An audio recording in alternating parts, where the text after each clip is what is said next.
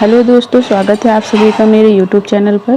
दोस्तों, आज मैं बहुत बात करने वाली हूँ नाग पंचमी 2023 के बारे में कि वर्ष 2023 में नाग पंचमी कब पड़ रही है। हम सभी जानते हैं कि सावन महीने की शुक्ल पक्ष की पंचमी को नाग पंचमी मनाई जाती है। इस वर्ष सावन के बीच में यानी ठीक 15 दिन बाद अधिक मास लग गया है और ये अधिक मास भी 1 महीने का होता है। ऐसे में ये सावन लगभग 2 महीने का हो चुका है। अब इन 2 महीनों में सावन के जो 15 दिन लास्ट में बचेंगे, तो जितने भी सावन के त्यौहार हैं वो उन 15 दिनों में ही आएंगे। तो इस बार जो नाग पंचमी है वो बहुत लेट हो गई है।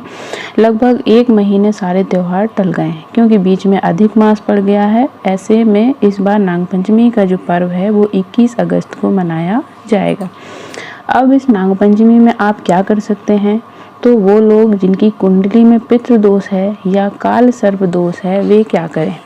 तो ये एक ऐसा अद्भुत समय है जब आप नाग पंचमी के दिन अपनी कुंडली के काल सर्प दोष से मुक्ति पा सकते हैं, क्योंकि कोई भी मानसिक कष्ट या दुख है तो आप उससे मुक्ति पा सकते हैं। ये अद्भुत मौका साल में एक बार आता है।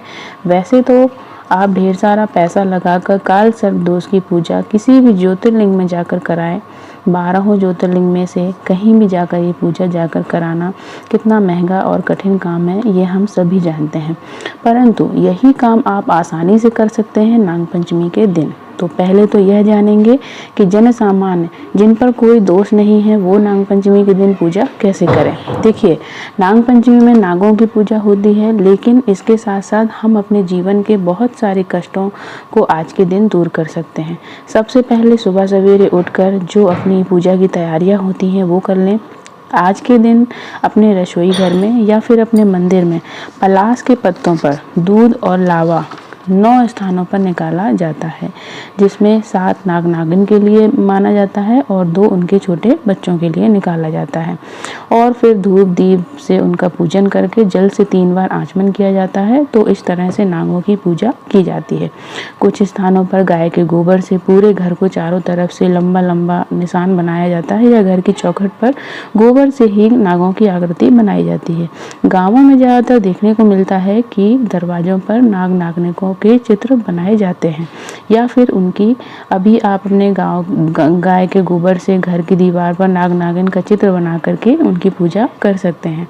वैसे जीवित नाग की पूजा नहीं करते हैं, केवल चित्र में या सांकेतिक रूप से बनाई गई आकृति में ही उनकी पूजा होती है। तो ये ना सोचें कि नाग नागिन को दूध पिलाएं तो ही ये पूजा होगी, ऐसा नहीं है। नाग पंचमी की तिथि के कब शुरू है तो वो जानेंगे। सावन शुक्ल पंचमी तिथि 21 अगस्त 2023 को रात 12:21 से शुरू होगी और इसका जो समापन है वो 22 अगस्त 2023 को दोपहर 2 बजे होगा। ऐसे में आप जो है नाग पंचमी का त्यौहार 21 अगस्त के दिन सोमवार को मनाएंगे।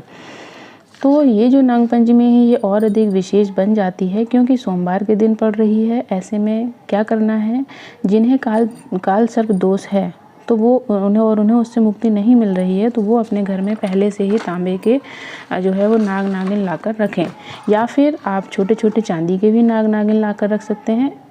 ये आप अपनी सुविधा के अनुसार करिए। नाग नागिन जोड़े में ही लाने होंगे। तो आप नाग पंचमी के दिन भगवान शंकर के किसी भी मंदिर में चले जाएं। पहले भोले बाबा का दूध दही घी शक्कर गंगा जल से जैसे अभिषेक करते हैं वो करें। उसके बाद नाग नागिन को वहीं रखकर कच्चे दूध से उनका स्नान कराएं। अक्षत पुष्प कुमकुम इन सब से उनका पूजन करें और नागदेव से प्रार्थना करें कि आपकी कुंडली में जो ये काल सर्प दोष है उससे आपको मुक्ति दे। फिर इस नाग नागिन को किसी बहते हुए जल में ले जाकर प्रवाहित कर दें। ये बहुत ही आसान व सरल उपाय है।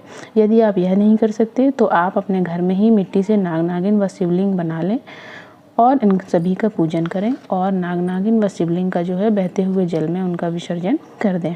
और जिन्हें नहीं पता है कि आपकी कुंडली में ये दोष है या नहीं तो वो कैसे पता करें, तो देखिए, यदि आपके जीवन में आपके साथ ऐसा होता है कि आप कोई भी काम करते हैं और ऐन वक्त पर आकर आपका वह काम रुक जाता है, या आप किसी काम को करते हुए जैसे ही आप उस काम में तरक्की पाते हैं, आप ऊंचाई पर पहुंचते हैं, फिर आप धड़ाम से एकदम से नीचे आ जाते हैं तो ये समझ लीजिए कि आपके साथ जो है कुछ इस तरीके के दोष हैं। तो इनके उपाय के लिए आप ये सब चीज़ें कर सकते हैं।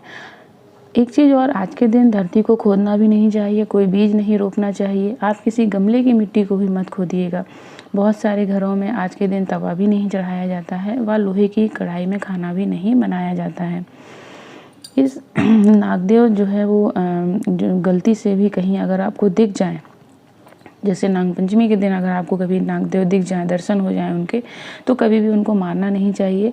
वैसे तो कभी भी नहीं मारना चाहिए, लेकिन इस दिन नाग पंचमी के दिन तो विशेष ध्यान रखें कि कभी भी आपको किसी सर्प का, नागदेव का, नागिन का, किसी का भी दर्शन हो, दिख जाए तो उन्हें दूर से हाथ जोड़ें, प्रणाम करें। यदि आपके घर में इस तरीके से कुछ चीज़ें निकल आती हैं तो उन्हें मारें ना।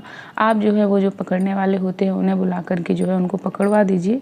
तो ये चीज़ें हैं। बाकी देखिए, नाग मनुष्यों का और नागों का तो जो है वो एक साथ हो ही नहीं सकता है। घर में अगर इस तरीके की चीज़ें होती हैं तो हमें फिर अपनी सुरक्षा के लिए जो है वो कुछ उपाय करने ही होते हैं।